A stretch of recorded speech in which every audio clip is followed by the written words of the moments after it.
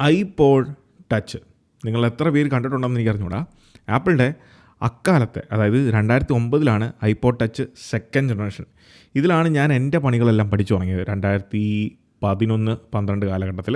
ഇത് പിന്നീട് അതിൻ്റെ തൊട്ടടുത്ത വർഷം ഇറങ്ങിയ 2010 ഇറങ്ങിയ ഐപോഡ് ടച്ച് ഫോർത്ത് ജനറേഷൻ. ബാക്കിൽ കംപ്ലീറ്റ് സ്റ്റെയിൻലെസ് സ്റ്റീലാണ്. ഒന്ന് പോളിഷൊക്കെ ചെയ്താൽ കണ്ണാടി പോലെ ഇരിക്കും. ക്യാമറ ഇല്ലാതെ ഇറങ്ങിയ മോഡലായതുകൊണ്ട് തന്നെ സെക്കൻഡ് ജനറേഷൻ ഐപോഡ് ടച്ചിന് നിങ്ങൾക്ക് കാണാം അവിടെ ഒരു ബ്ലാക്ക് ബാറാണ്, പ്ലാസ്റ്റിക് പീസാണ് അവിടെ കൊടുത്തിരിക്കുന്നത്.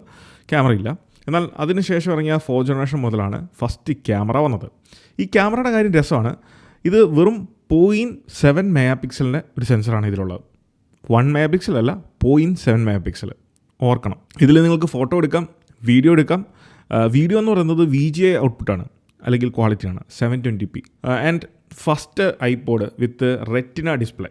നിങ്ങൾക്ക് ഈ ഡിസ്പ്ലേയിലെ വ്യത്യാസം ഇങ്ങനെ നോക്കിയാൽ പെട്ടെന്ന് മനസ്സിലാവില്ല. പക്ഷേ തൊട്ടടുത്ത് ഐപോഡ് ടച്ച് സെക്കൻഡ് ജനറേഷൻ കൂടെ വെക്കുമ്പോൾ നിങ്ങൾക്കത് മനസ്സിലാവും. സെക്കൻഡ് ജനറേഷനിൽ ആ ഡിസ്പ്ലേ എന്ന് പറയുന്നത്, അല്ലെങ്കിൽ പാനൽ ആ ഗ്രേ കളറിൽ കാണാൻ സാധിക്കും. പക്ഷേ ഫോർത്ത് ജനറേഷനിൽ നിങ്ങൾക്കത് കാണാൻ സാധിക്കില്ല, കാരണം ഇത് സാധാ LCD പാനലാണ്. പക്ഷേ ഇത് എന്ന് പറയുന്നത് അന്നിറങ്ങിയതിൽ ഏറ്റവും ടോപ്പാണ്. ഇത് തന്നെയാണ് പിൻകാലത്ത് iPhone XR 8, 6, 7 അതിലെല്ലാം വന്ന അതേ റെറ്റിന ഡിസ്പ്ലേ ആണ് ഈ ഒരു 2010 ഇറങ്ങിയ ഐപോഡ് ടച്ച് ഫോർത്ത് ജനറേഷനിലുള്ള. ആ കാലഘട്ടത്തിൽ ഹൈ കോൺട്രാസ്റ്റ്, അതോടൊപ്പം ഡീപ്പർ പിക്സൽ ഡെൻസിറ്റി അതുള്ളതുകൊണ്ടാണ് നമുക്ക് നല്ല ഷാർപ്പറായിട്ടുള്ള ഇമേജുകൾ അല്ലെങ്കിൽ ടെക്സ്റ്റുകൾ കാണാൻ സാധിക്കുമായിരുന്നു ഈ ഡിസ്പ്ലേയിൽ. And this was the first one with the 3 axis gyroscope ഒക്കെ ഉള്ള ഫസ്റ്റ് ഐപോഡ് ടച്ച് ഇതാണ്. ആൻഡ് ഈ ഒരു ടൈം ഫ്രെയിമിൽ ഇറങ്ങിയ ഐപോഡ് ആയിക്കോട്ടെ, ഐഫോൺ ആയിക്കോട്ടെ, ഇതിൻ്റെ എല്ലാം പവർ ബട്ടൺ ഇങ്ങനെ മേളിലാണ് വരുന്നത്. ഇവിടെ കാണുന്നതാണ് പവർ ബട്ടൺ.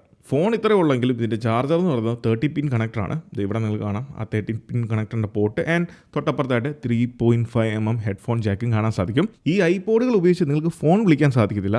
അത് ഒഴിച്ച് നിർത്തിയാൽ ലിറ്ററലി ബാക്കി എല്ലാ കാര്യങ്ങളും, ഫോട്ടോ, വീഡിയോ എടുക്കുക, കാണുക, ലിസൺ ടു മ്യൂസിക്. കാരണം ആ കാലഘട്ടത്തിൽ 2010, 12, 14 കാലഘട്ടങ്ങളിലെ ടോപ്പ് ഐറ്റമാണ് ഇതൊക്കെ.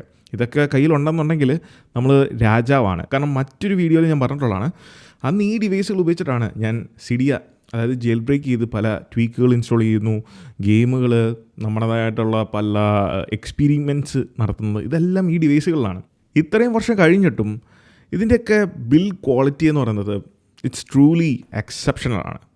ഇത് ആപ്പിളിൻ്റെ സുവർണ്ണ കാലഘട്ടങ്ങളിലെ ഡിവൈസുകളാണ്. കാരണം സ്റ്റീവ് ജോബ്സ്, അതോടൊപ്പം ജോണി ഐവ്, ഇദ്ദേഹത്തെ പോലുള്ള ആളുകളുണ്ടായിരുന്ന ആപ്പിൾ, ഇന്ന് ആ ആപ്പിൾ എവിടെയാണ്? ഇനി വരുമോ ഇല്ലയോ എന്നും അറിഞ്ഞുകൂടാ. പക്ഷേ let's hope for the good.